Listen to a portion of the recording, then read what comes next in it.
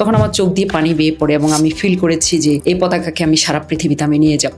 সামারে যখন ছুটি থাকতো কিছুটা সময় কাজ করতাম, কিছুটা সময় ট্রাভেল করতাম। ইয়ুথ হোস্টেলে থেকেছি যেখানে $10 $5 থাকা যায়। পৃথিবীর যে অপার যে রহস্যগুলো, এই রহস্যগুলোকে আমি উন্মোচন করবো, এগুলোর কাছাকাছি রাখবো, এগুলোকে স্পর্শ করবো। অর্থাৎ মানুষ যদি তার কাজকে ধারণ, সে যদি চেষ্টা করে অধ্যবসায় যেটাকে আমি অ্যাচিভ করতে চাই, তাহলে তার সেটা হবে। সে পক্ষ থেকে আপনাদের উদ্যোগটা ডেফিনেটলি একটু।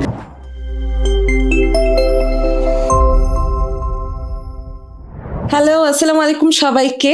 Welcome to another episode of travel stories by Akashbari holidays. প্রতিবারের মতো আমি নাইমা আছি আপনাদের সঙ্গে। দর্শক, আজকে আমাদের সাথে যুক্ত হয়েছেন বাংলাদেশের পতাকাবাহী প্রথম বিশ্ব পরিব্রাজক নাজমুন নাহার। তিনি 184 দেশ ভ্রমণের মাধ্যমে বিশ্বের প্রথম মুসলিম নারী হিসেবে নিজের জায়গা স্থাপন করে নিয়েছেন। যেখানেই তিনি ভ্রমণ করেছেন সেখানেই তিনি বাংলাদেশের পতাকা সাথে বহন করেছেন, ক্যারি করেছেন। আমাদের দেশের গর্ব হিসেবে নিজের জায়গা স্থাপন করে নিয়েছেন। তার এই অর্জনের কারণে তিনি প্রায় 60টিরও বেশি আন্তর্জাতিক এবং দেশীয় পর্যায়ে বিভিন্ন অ্যাওয়ার্ড পেয়েছেন। দর্শক, আজকে আমরা তার কাছ থেকে তার ভ্রমণের, তার সাহসের গল্প শুনবো। তার ভ্রমণের মাধ্যমে তিনি ঐক্য, শান্তি এবং পরিবেশ সংরক্ষণের বার্তা বিশ্ব দরবারে পৌঁছে দিয়েছেন। দর্শক, চলুন আমরা আজকে তার কাছ থেকেই শুনে নিই তার সাহসী গল্পের কথা। আসসালামু আলাইকুম, আপনি কেমন আছেন? ওয়ালাইকুম আসসালাম, অনেক ভালো আছি। আপনি কেমন আছেন? আমি ভালো আছি, আলহামদুলিল্লাহ। আজকে সত্যি খুব গর্ব হচ্ছে এবং যখন আসলে আমি নিজেও আপনার ব্যাপারে পড়ছিলাম আমার গুজবাম্পস হচ্ছিল যে কিভাবে সম্ভব একটা নারীর এত কিছু করা। যে সমাজে আমরা এখনো আসলে বড় হচ্ছি, নারীদের অনেক কিছু অতিক্রম করে আসলে আমাদের এগিয়ে যেতে হয়। প্রথমে আপনার কাছে জানতে চাইবো। আপনাকে অনেক ধন্যবাদ। আমার এটাই তো প্রাপ্তি, যখন আমার অর্জনকে মানুষ ভালোবাসে বা সে উৎসাহিত হয়, এটাই সবচেয়ে বড় পাওয়া আমার, যে আমি কিছু করতে পেরেছি। আর আমার প্রতিটা স্টেপ যখন আমি ফেলেছি ছোটবেলা থেকে, সেটার সাথেই ছিল স্বপ্ন জড়ানো, এবং এই স্বপ্ন দেখতে দেখতেই আমি কিন্তু এখান পর্যন্ত এসেছি। স্বপ্নের পাশাপাশি চেষ্টা, অধ্যবসায়। মানুষ স্বপ্ন দেখলেই কিন্তু সেটাকে অর্জন করতে পারে না যতক্ষণ পর্যন্ত সে চেষ্টা না করে। যে সেটার সাথে আমার অদম্য চেষ্টা, মানে দুর্গমকে অতিক্রম করার যেই অমানসিক পরিশ্রম, সেটা আমাকে করতে হয়েছে। সেটাকে আমরা আসলে সালাম জানাই, সেলিউট জানাই যে আপনি এটা করতে পেরেছেন এবং দেশের জন্য গর্ব নিয়ে এসেছেন। প্রথম কখন আপনার কাছে মনে হলো যে আপনি ভ্রমণ করবেন? এই স্বপ্নটা কিভাবে আপনার মধ্যে আস্তে আস্তে বিল্ড হলো বা জাগ্রত হলো? খুব ছোটবেলা থেকেই I was born to travel, এবং আমার কাছে মনে হয়েছে যে এই বাংলাদেশের বাইরের জগৎটা কেমন, সেটা সবসময় আমাকে ভাবাতো। যখন আমি পড়ালেখা করতে শিখেছি তখন থেকে আমার প্রকৃতিকে ভালো লাগতো, এবং ম্যাপ নিয়ে আমি নাড়াচাড়া করতাম, সেটা আমাকে উৎসাহিত করতো। আমার দাদা 1926 থেকে 31 সাল পর্যন্ত আরব ভূখণ্ডের অনেক জায়গায় উনি ভ্রমণ করেছেন, কখনো ঘোড়ায় চড়ে, পায়ে হেঁটে, জাহাজে করে। সেটা আমার কাছে একটা বিশাল অনুপ্রেরণা ছিল, এবং বাবার মুখে সেই গল্পগুলো শোনা। আমার বাবা আরো অনেক দেশের মানুষের জীবনযাত্রা, এগুলো গল্প করতেন, পৃথিবীর কোথায় কি রয়েছে, এই যে গল্পগুলো, এগুলো কিন্তু আমাকে উৎসাহিত করতো। সেই তার মানে ইটস ইন দ্য জিনস। দাদার আমল থেকেই আপনাদের মধ্যে, আপনি এটা দেখেই বড় হয়েছেন। আমি দেখে বড় হয়েছি, শুনে বড় হয়েছি। কারণ অনেক সময় জিনের মধ্যে অনেক কিছু থাকলেও সেটা কিন্তু মানুষ প্রতিফলিত করতে পারে না। তো আমি সেটা করেছি। এটা আমার সাথে একটা মেডিটেশন বা অধ্যবসায় যেটা, বা একটা স্পিরিচুয়াল কানেকশনের মতো হয়ে গেছে। কিন্তু আমি সেই স্বপ্নটাকে ছোটবেলা থেকে বলিনি যে আমি এটা করব, কিন্তু আমার ভেতরে এটাকে আমি লালন করেছি। এই স্বপ্ন আমার কিভাবে পূরণ হবে আমি সেটা জানতাম না। ছোটবেলা থেকে আমি ভাবতাম যে আমাকে এটা করতে হবে। চার দেওয়ালের যে গণ্ডি পেরিয়ে, সমাজ ব্যবস্থার যে অবস্ট্রাগল গুলো আছে সেখান থেকে পেরিয়ে এত বড় স্বপ্নকে পূরণ করা, বাংলাদেশের মতো সমাজে জন্মগ্রহণ করে, সেটা কিন্তু অনেক কাঠখড় পোড়াতে হয়েছে। সেই কাঠখড়ের বাইরে আমি যখন পিছনে ব্যাকপ্যাক নিয়ে আমি বেরিয়ে পড়েছি পৃথিবীতে, সেটা ছিল 2000 সাল। 2000 সালে ইন্ডিয়া ইন্টারন্যাশনাল অ্যাডভেঞ্চার প্রোগ্রামে অংশগ্রহণ করি আমি প্রথম, বাংলাদেশ গার্লস গাইড অ্যাসোসিয়েশনের মাধ্যমে।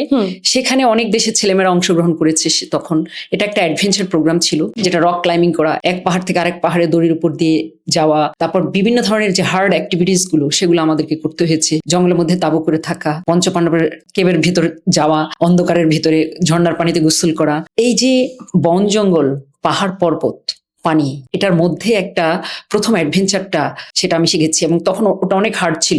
20 কিলোমিটার যখন হাঁটছি পিছনে ব্যাকপ্যাক নিয়ে, তখন পায়ে প্রচন্ড ব্যথা হচ্ছে, খুব অল্প বয়স। সেই সময় আমার ফিল হয়েছে যে আমার একটা আর্মি ট্রেনিং হওয়া। এবং সবচেয়ে উদ্দীপনার বিষয় ছিল যখন আমি বাংলাদেশের পতাকা উত্তোলন করি 16 দিনের অ্যাডভেঞ্চার প্রোগ্রাম ছিল। তখন আমার চোখ দিয়ে পানি বেয়ে পড়ে এবং আমি ফিল করেছি যে এই পতাকাকে আমি সারা পৃথিবীতে আমি নিয়ে যাব।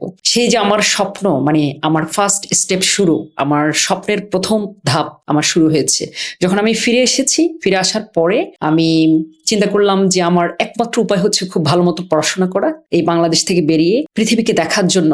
যেহেতু আমার বাবার মিলিয়ন মিলিয়ন টাকা নেই যে আমাকে পৃথিবী ঘোরাবে বা আমার স্বপ্ন পূরণ করবে, আমাকেই আমার স্বপ্ন পূরণ করতে হবে। আমি 2006 সালে সুইডেনের লুন ইউনিভার্সিটিতে আমি যাই স্কলারশিপ নিয়ে। তার আগে কিছু দেশ আমি ট্রাভেল করেছি, সেটা গার্লস গাইড অ্যাসোসিয়েশনের মাধ্যমে। এরপরে যখন আমি সুইডেন আমি যাই পড়াশোনা করতে, তখন আমি ফিল করি যে এটা আমার জীবনের একটা ডোর আল্লাহ ওপেন করে দিয়েছে, এখানে আমার সময় নষ্ট করা যাবে না। আমি কঠিন পরিশ্রম করতে থাকি, করে আমি পয়সা উপার্জন করি। সামারে আমি 17-18 ঘন্টা কাজ করেছি, 3 মাস টানা কাজ করেছি। এই কাজের মাধ্যমে যে পয়সাটা আসতো সেটা আমি সেভ করে রাখতাম, নর্মাল যে খরচ আছে সেটার বাইরে। এবং শুধু তাই নয়, কিভাবে কম খরচে আমি ট্রাভেল করব সেটা আমি রিসার্চ করতাম। সেই রিসার্চটা ছিল এরকম যে এক দেশের সাথে আরেক দেশ লাগানো, আমি জোন করে করে ট্রাভেল করা। প্রথমে 7টা 6টা 12টা এভাবে আমি জোন ঠিক করতাম। করে যখন আমার পড়াশোনা চলা অবস্থায় আমি যখনই ছুটি পেতাম 2-3 দিনের জন্য হলো আমি একটা দেশ ঘুরে ফেলতাম। সামারে যখন ছুটি থাকতো কিছুটা সময় কাজ করতাম, কিছুটা সময় ট্রাভেল করতাম। তো এইভাবে করে করে পড়াশোনা চলা অবস্থায় আমি মোটামুটি কিছু দেশ আমি ট্রাভেল করে ফেলেছি ইউরোপের মধ্যে। ইউরোপের প্রথম যেমন ছিল ফিনল্যান্ডের জাহাজে করে ফিনল্যান্ডে যাওয়া, আর ডেনমার্ক, নরওয়ে, আশেপাশে যে কান্ট্রিগুলো ছিল সেগুলো। এরপর আমার যে 7টা দেশ যে ট্রাভেল করা সেটা আমি শুরু করেছিলাম সার্বিয়া থেকে Macedonia, Albania, Croatia, Bosnian Herzegovina, Montenegro, এই জোনের দেশগুলো। এবং সেগুলো সড়ক পথে ভ্রমণ করার কারণে আমার একটা গ্রেট এক্সপিরিয়েন্স হয়েছে। বাসে করে ট্রাভেল করেছি, কখনো পায়ে হেঁটেছি, ইয়থ হোস্টেলে থেকেছি যেখানে $10 $5 থাকা যায়। তো সেটা আমাকে একটা হিউজ একটা এক্সপিরিয়েন্স দিয়েছে। আমি কখনো যে লাক্সারি কোনো কিছু থাকবো সেটা আমি ভাবিনি যে লাক্সারি। এমনও সময় গেছে যে আমি একবেলা খেয়েছিলাম, কারণ আমি জানি যদি আমি পয়সা সেভ করতে পারি তাহলে আমি আর অন্য একটা শহর আমি দেখতে পারবো। সেটা আমার মানে ভেতরে সবসময় কাজ করতো যে স্টুডেন্ট লাইফ, বিদেশে গেছি এবং সেখানে পড়াশোনা করতে গেছি, সে অবস্থায় একটা নতুন একটা উদ্দীপনা এবং পৃথিবী দেখার যে স্বপ্ন সেটা আমার ভেতরে আমাকে তাড়িত করতো সবসময়। যে আমার জীবনের মানুষ ডাক্তার হতে চায়, ইঞ্জিনিয়ার হতে চায়, কিন্তু আমি এই বিশ্বকে আমি দেখবো, এই বিশ্বর মাঝে যে আমি অ্যাডভেঞ্চার করব, পৃথিবীর যে অপার যে রহস্যগুলো, এই রহস্যগুলোকে আমি উন্মোচন করব, এগুলোর কাছাকাছি থাকবো, এগুলোকে স্পর্শ করব এবং প্রকৃতির কাছাকাছি আমি থাকবো আমার জীবনের বেশিরভাগ সময়। কোথাও যখন আমি গিয়েছি আমি দেখেছি যে নতুন একটা দেশে আমি পা রেখেছি, সূর্য উঠছে, এবং সেটার যে অনুভূতি, যেমন আমার এখনো মনে আছে আমি যখন তানজানিয়া থেকে জাম্বিয়াতে যাচ্ছি বাই রোডে, অলরেডি আমি প্রায় 54 ঘন্টার তখন ট্রাভেল করেছি বাসে করে, একদম লোকাল বাস, ভাঙ্গা একটা বাসে করে, পাহাড়ের কোল ঘেসে ঘেসে জঙ্গলের ভেতর দিয়ে, কোনো খাবার দাবার নেই, কিছু নেই। পাহাড়ের কোলে হয়তো এক টুকরো মিষ্টি আলু পোড়া দেওয়া পেয়েছি, সেটা খেয়ে ফেলেছি, বা একটু কাঁচা বাদাম খেয়েছি, সেটা খেয়ে ফেলেছি। এভাবে ক্ষুধা নিবারণ করেছি। যে গরুর মাংস, কাঁচা গরুর মাংস খেয়েও আপনার বেঁচে থাকতে হয়েছিল, এটা কোন মুহূর্তে হয়েছিল? এটা ছিল ইথিওপিয়ার কেফা আদিবাসী আছে তাদের ওখানে, কারণ তাদের কালচারটাই এটা, তাদের ওখানে কোনো খাবার দাবার নেই। তারা হচ্ছে প্রচুর গরু লালন পালন করে, একটা পাহাড়ে থাকে, আবার একটা পাহাড় থেকে 6 মান্থ থেকে আরেকটা পাহাড়ে যায়। এবং তাদের জীবন ব্যবস্থা, ওখানে মেয়েদেরকে দেখেছি যে তারা যে বাচ্চা ডেলিভারি দেয় একদম ওপেন মধ্যে, এবং তাদের খুব নেচারের মধ্যে তারা বাচ্চা ডেলিভারি হচ্ছে, তাদের খুব কষ্ট করে। ওখানে এক ধরনের উদ্ভিদ আছে, সেটা দিয়ে তারা ওষুধ নিচ্ছে, ওটা ওষুধ হিসেবে তারা ব্যবহার করছে। সবই প্রাকৃতিক এবং ওখানে তাদের কোনো পোশাক নেই। তারা গাছপালা যে পাতা আছে সে পাতা দিয়ে তারা এক ধরনের পোশাক তৈরি করে পরে থাকে। শুধু তারা যখন নিচে পাহাড়ের 20 কিলোমিটার পায়ে পথ হেঁটে যখন নিচে একটা জায়গা আছে যেখানে তারা সমস্ত প্রায় 20টা-30টা পাহাড় থেকে লোকজন এসে একটা জায়গায় মিলিত হয় বৃহস্পতিবার, সেই সময়টা তারা এক পাহাড়ের মেয়ের সাথে আরেক পাহাড়ের ছেলের প্রেম হয় এখানে, বা এক পাহাড় থেকে তাদের বিয়ে হয় এবং তারা ওখানে এসে কিছু অর্নামেন্টস বিক্রি করে। কখনো কি এরকম কোনো ওয়েডিং অ্যাটেন্ড করেছিলেন? অন্যান্য দেশে ওয়েডিং এ অ্যাটেন্ড করেছি, কিন্তু আদিবাসীদের কোনো ওয়েডিং আমি অ্যাটেন্ড করিনি। তাদের জীবন ব্যবস্থা আমি দেখতে পেরেছি, আমার খুবই ইন্টারেস্টিং ছিল। তো তাদের যে জীবন যখন আমি দেখেছি, তাদের সাথে গরু কাঁচা মাংস আমাকে খেয়ে থাকতে হয়েছে, মাটিতে ঘুমিয়েছি, আমি ফিল করেছি যে আমি আদিম সেই যুগে, প্রস্তুত যুগে, যখন মানুষ পাথরের সাথে পাথর ঘষে, মানুষ আগুন ধরিয়ে, মানুষ পুড়িয়ে খাবার খেত, সেই ব্যবস্থার মাঝে আমি ছিলাম। বিভিন্ন দেশ থেকে আমরা জানি যে আপনি অনেক অর্জন, আপনাকে অনেক সম্মাননা দেয়া হয়েছে। আপনাকে এরই মধ্যে বিভিন্ন দেশের প্রাইম মিনিস্টাররা অনেক সম্মানিত করেছেন। তো কয়েকটা অ্যাওয়ার্ডের ব্যাপারে এবং সেই স্মৃতির ব্যাপারে আমরা একটু জানতে চাই আপনার থেকে। আমার কাছে অনেক মূল্যবান স্মৃতি রয়েছে অ্যাওয়ার্ডের। হচ্ছে যখন আমি জাম্বিয়া থেকে জিম্বাবুয়েতে আমি পায়ে হেঁটে আমি লিভিংস্টোন শহর থেকে জিম্বাবুয়ের বর্ডার পর্যন্ত আমি গিয়েছি। সেখানে একটা দণ্ড ছিল, সেখানে লেখা ছিল যে আমি এক পা আমার জাম্বিয়াতে ছিল, আরেক পা জিম্বাবুয়েতে ছিল। সেই দণ্ডের মধ্যে এক পাশে লেখা আছে জাম্বিয়া, আরেক পাশে জিম্বাবুয়ে। ওখানে অনেক সাংবাদিকরা ছিল, পিছন নিচে ভিক্টোরিয়া জলপ্রপাত, এবং তখন আমি 100তম দেশে আমি পা রেখেছি, এবং সেটা আমার জন্য একটা খুবই মানে আবেগ আপ্লুত আমি হয়ে গেছি। এই জন্য হয়েছি যে 18 বছর পার করার পরে অনেক সংগ্রাম, অনেক কষ্টের বিনিময়ে আমি সেই 100তম দেশ আমি ভ্রমণ করেছি। তখন অনেক সাংবাদিকরা তারা ওখানে আমার ছবি তুলেছে, এবং তাদের দেশের পত্রিকায় জাম্বিয়া ডেইলি মেলে সেখানে প্রায় বিশাল বড় করে পুরো পত্রিকার পাতা জুড়ে একটা ওদের স্পেশাল সানডে স্পেশাল একটা পাতা যায়, সেখানে আমাকে নিয়ে তারা ফিচার করেছে কয়েক পাতা। সেটা দেখে জাম্বিয়া সরকারের গভর্নর হ্যারিয়েট কায়না উনি বলছে যে এই মেয়েকে নিয়ে আসো, ওকে আমরা মানে একটা সংবর্ধনা দিব ছোট করে। তারপর ওখানে আমাকে ফ্ল্যাগ গার্ল উপাধি দিয়েছে, আমি সংবর্ধিত হয়েছি তাদের কাছ থেকে। সেটা আমার কাছে খুবই আবেগ আপ্লুত ছিল যে তখন 100তম পার করেছি, এবং তখন আমি বিলিভ করেছি যে আমি নেক্সট কান্ট্রিগুলো আমি যেতে পারবো। এটা আমার কাছে খুবই আবেগের। এবং আমি যখন লাল সবুজের পতাকা ওখানে উত্তোলন করেছি, আমি ফিল করেছি যে আমি একা নই, আমার সাথে 18 কোটি মানুষ রয়েছে। আরেকটা ছিল, আমি যখন যুক্তরাষ্ট্রে পিস টর্চ বিয়ারার অ্যাওয়ার্ড আমি পেয়েছি, যেটা Mikhail Gorbachev, Nelson Mandela, mother তেরেসার মতো বড় বড় মানুষরা তারা পেয়েছে, পৃথিবীর অনেক দেশের রাষ্ট্রপ্রধানরা পেয়েছে। সেটা আমার কাছে অনেক আবেগের ছিল। এই জন্য ওদের যখন সেরেমনি হয় তখন প্রায় 10 জন আমেরিকান লেডি তারা বাংলাদেশের জাতীয় সঙ্গীত গেয়েছে, এবং শাড়ি পরে তারা জাতীয় সঙ্গীত সেই সেরেমনিতে তারা মুখস্থ করেছে। সেটা করে তারা সেখানে সেই জাতীয় সঙ্গীতটা তারা গেয়েছে। বাহ আপু, এই ট্রাভেল করার সময় আমরা জেনেছি যে আপনার বিভিন্ন ধরনের প্রতিকূলতা অতিক্রম করে আপনার ট্রাভেল করতে হয়েছে, যেহেতু আপনি খুব লাক্সারিয়াস ট্রাভেলিং করেননি। আপনি বিভিন্ন দেশের কালচার এক্সপ্লোর করেছেন, বিভিন্ন দেশে তাদের মতো করেই আপনি থেকেছেন।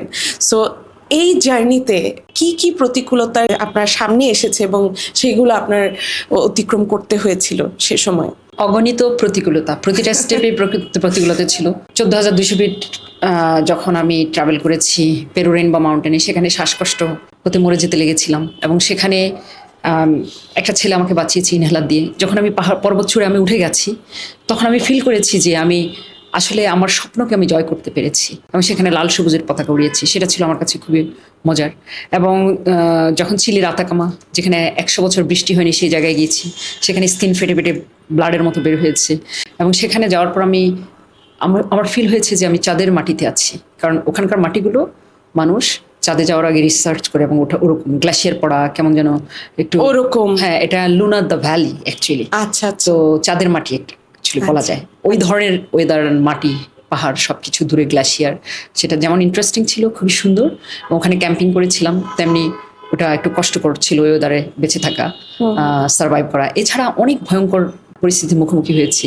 কে কি বললো, আমি সকল তন্ত্র ভুলে, সকল বাধা ভুলে, সকল মানুষের কথা ভুলে আমি যে কাজ করতে চাই সে কাজে মনোযোগ দিয়ে সেটাকে সামনে এগিয়ে যাওয়া, অধ্যবসায় করা, ধ্যান করা, মানে কাজটা একটা ধ্যানের মতো। আমার এই অ্যাচিভমেন্ট, এটা আমি করতে চাই, এটা যখন আমার ভিতরে একটা থাকবে, স্বপ্নে জাগরণে, যেমন আমি স্বপ্নের ভিতরে দেখি আমি আকাশে উড়ি, আমি এক দেশ থেকে আরেক দেশে যাচ্ছি, অর্থাৎ আমার সাথে এটা একটা কানেকশন হয়ে গেছে।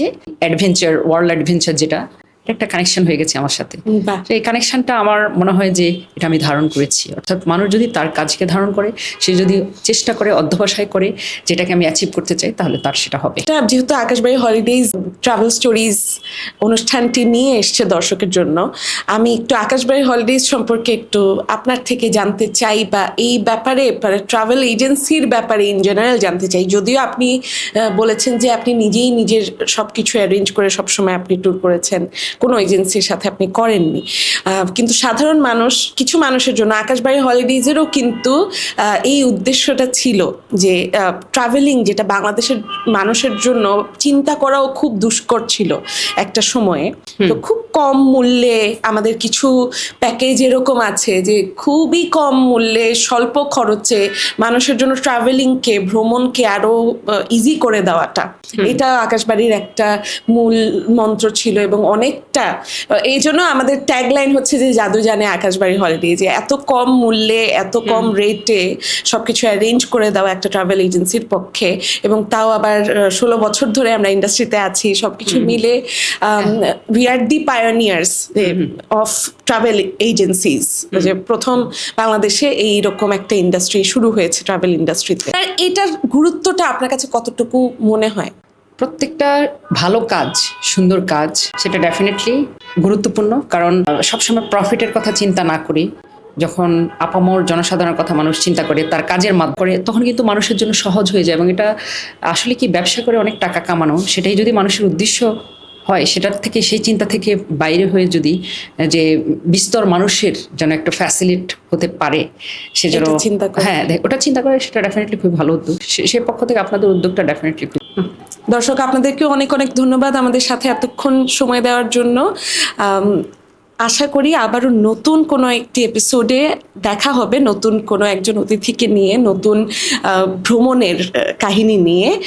ততদিন ভালো থাকুন, সুস্থ থাকুন। This is Naima signing of.